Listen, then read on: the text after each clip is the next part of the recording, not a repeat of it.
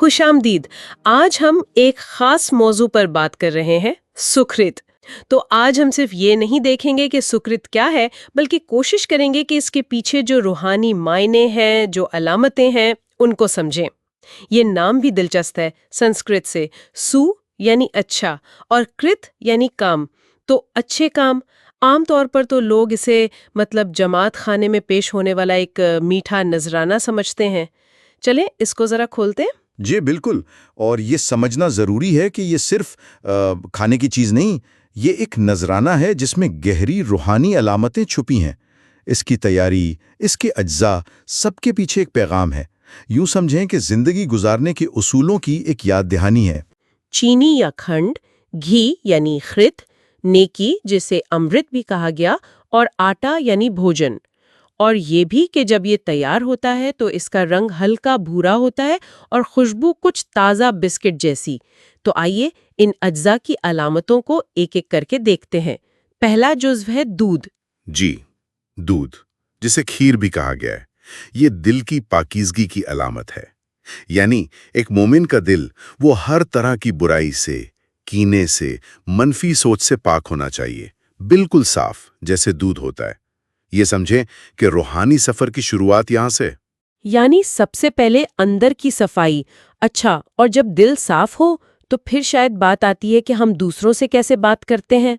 मवाद में चीनी का जिक्र है। बिल्कुल, चीनी या खंड, ये मीठी गुफ्तगू की अलामत है। इससे मुराद ये है कि मोमिन की जुबान से जो अल्फाज निकलें वो नर्म हों, शाइस्ता हों, मोहब्बत भरे हों, दूसरों का दिल जीतने वाले, ना कि तल्ख कलामी या गीबत। मीठी जुबान तो हो गई, लेकिन रवैये में नरमी भी तो जरूरी है। घी या गुर्त का क्या मतलब है?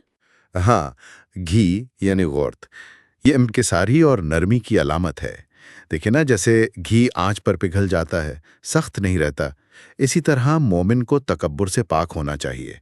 गुस्से में या मुश्किल हालात में सख्त रवैये के बजाय बर्दाश्त और नरमी दिखानी चाहिए। ये एक तरह से अपने आप पर काबू पाना है। ये तो हो गई ज़ाती खूबियाँ, दिल साफ, जुबान मीठी, रवैया नर्म। अब कुछ इज्तिमाई बात भी होगी। चौथा जुज़्व है नेकी, जिसे अमृत कहा गया है। उसका क्या मतलब है? ये भी बहुत अहम है। अमृत यानी नेकी, ये रूहानी इत्तेहाद और दूसरों को साथ लेकर चलने की अलामत है।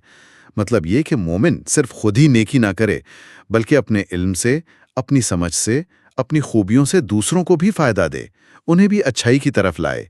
ये एक तरह से इज्तिमाइयत का पैगाम है, खैर फैलाने का।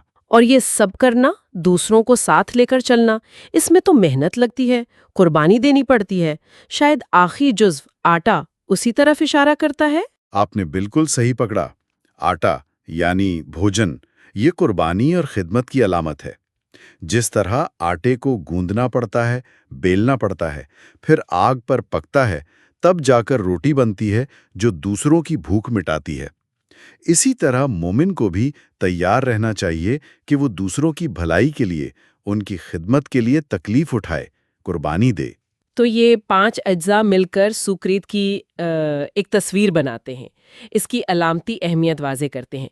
लेकिन एक और चीज़ का जिक्र है मवाद में जो बहुत दिलचस्प है, वो है आब शिफा का इस्तेमाल। जी हाँ, ये नुक्ता बहुत अहम है।